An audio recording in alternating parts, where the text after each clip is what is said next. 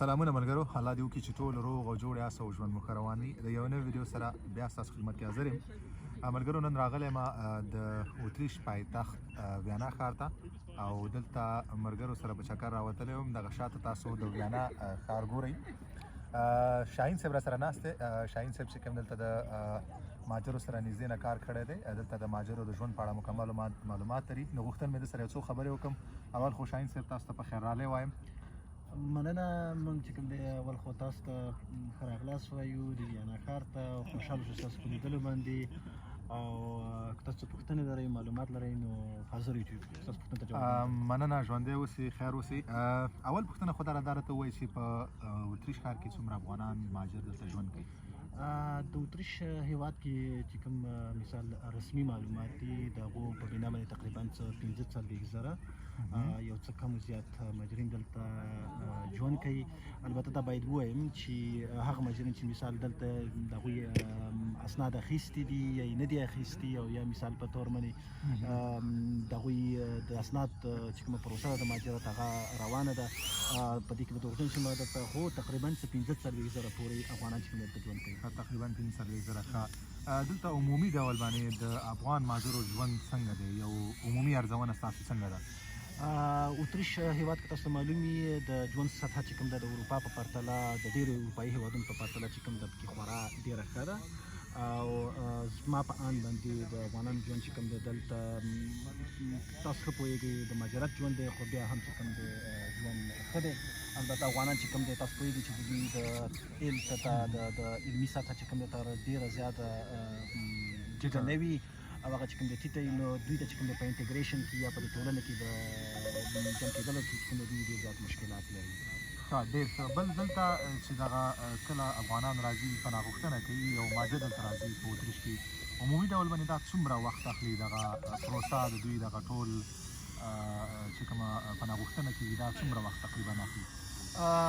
د دې سوال جواب چې کوم دی به سخت وي چې درکړو چې یو سړی وایي د دا څومره وخت لري. خو البته که یو سړی دلته راځي او دلته مثال د مهاجرت درخواست ورکوي یا دلته غواړي پاتې شي په اتریش کې ژوند وکړي، د دې لپاره باید سړی زما په اند باندې، البته زما شخصي نظر دی، 4-5 کاله باید سړی د خپل ذهني طور چې کوم دی دې ته باید اماده وي چې زما د پروسه به دلته نیسي.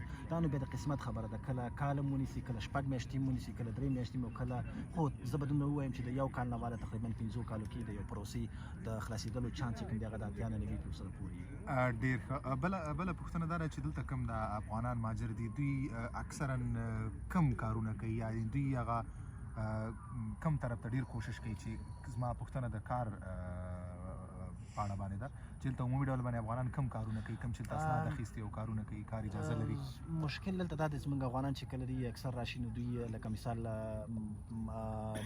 دا ډېرو هغه ملګرو ته د دې په اړه معلومات چې اروپا کې ژوند کوي، د ژبې سره د ژبې په زده کولو سره نه علاقه، او یا مثال په طور د یو مسلک د زده کولو سره نه علاقه، یا هغه ته د وخت ورکولو په بنیاد، دا په خپل عوامل لري. دا هغه څه دي چې زموږ افغانان ډېر داسې شاقه کارونو ته چې مثال هغه مثال هوټل شو یا رستوران کې کارونه شو، یا مثال په طور باندې نور داسې کارونه شو چې هغه ساختماني کارونه په دې کې چې مثال هغوی هغه طرف ته ځي. خو بدبختانه لکه څنګه چې ما مخکې خپلو خبرو کې یادونه وکړه، د دې غټ دلیل دا دی چې افغانانو چې کوم د تحصیل سطحه چې کومه ده هغه دومره نه ده، او ژبې کې هم دوی چې کوم دی دومره زیات وخت نه ورکوي. نو په همدې دلیل چې کوم دی دوی ته د کار پیدا کولو کې، یو داسې کار پیدا کولو کې چې مثال هغه اسانه وي، او هم چې کوم دی هغه د انسان هغه روپۍ پکې هم ډېرې وګټلی شي، نو داسې کارونه چې کوم دی دوی ته سخت میلاوي. ښه، ډېر ښه. بل ملګرو، شاهین صاحب چې کوم دی خپله کار سره پوهنتون ته هم ځي.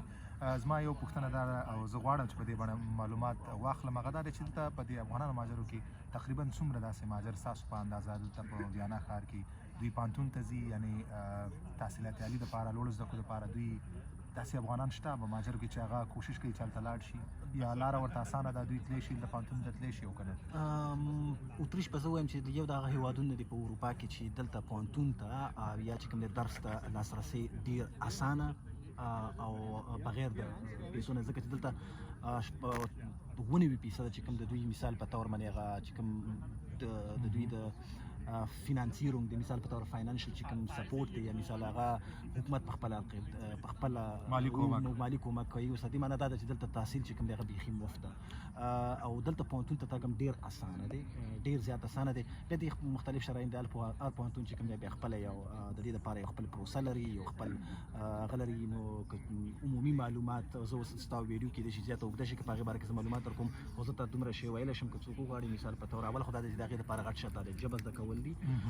که یو څوک ژبې زده وي او بیا مثال په طور باندې کوشش کوي چې مثال پوهنتون ته لاړ شي ډېر زیاته، خو دا چې څومره افغانان پوهنتونونو ته تللي دي په دې اړه باندې به داسې څه نه وي. خو زما چې خپل کوم شخصي مثال په طور وړاندوینه ده یا مثال هغه اندازه ده، زه به دومره یم چې کېدای شي 1% یا 1.5% خلک. زه په خپله چې کوم پوهنتون کې یم هلته ما تر اوسه پورې زه تقریبا 2 کاله کېږي هلته درس وایم، ما یو افغان هم نه دی لیدلی.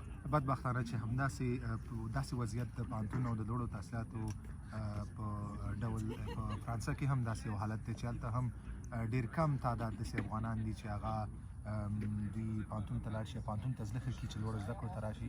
ولې ما یو کوشش رانیولی او ډېر ملګري ما خپل هلته فرانسه کې شخصا زه پېژنم، اوس ډېر داسې ملګري دغه تعداد څه نه څه په دغه 2 کالو کې زیات شوی دی. زه خپله داسې تقریبا 500 ملګرو سره 500 ملګرو سره زه شخصا تللی یم چې دوی داخل شوي.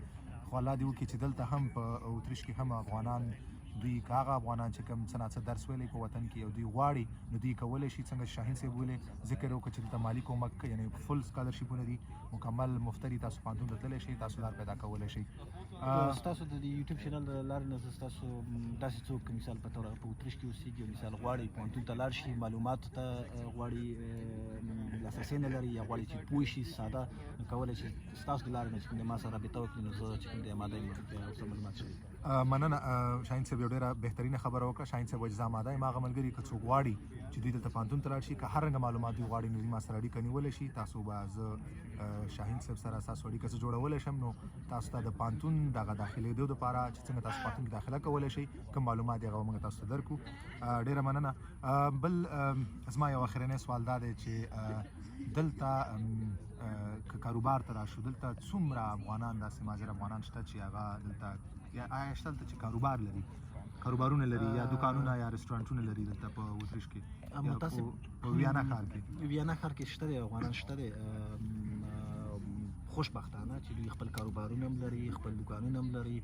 خو تعداد یې د هغه خلکو دغه نور اسیایي ملکونو لکه زموږ ګاونډي ملکونه چې کوم دي لکه هندوستان کې در واخلو یا هم چې لکه موږ پاکستان در واخلو یا مثال په طور باندې نور داسې لکه چین در واخلو، د هغوی په پرتله باندې چې کوم دي افغانان ډېر کم تعداد کې چې کوم دي خپل کاروبارونه لري. خو که داسې ووایي چې یاره بیخي نشته، دا به زیاتوي. البته شته دی، خو دا چې مثال په طور دقیق معلومات چې څومره شی دي څومره فیصدي ده د دې لپاره کوم خاص داسې څه معنی دي. دلته یو سوال اخرنی یو وړوکی سوال چې دلته به دولت دلته بل سیستم هم موجود دی چې که څوک غواړي چې کاروبار دلته شروع کړي نو دولت نه طرف نه هم څه نه څه کومک سپورټ یې موجود دی؟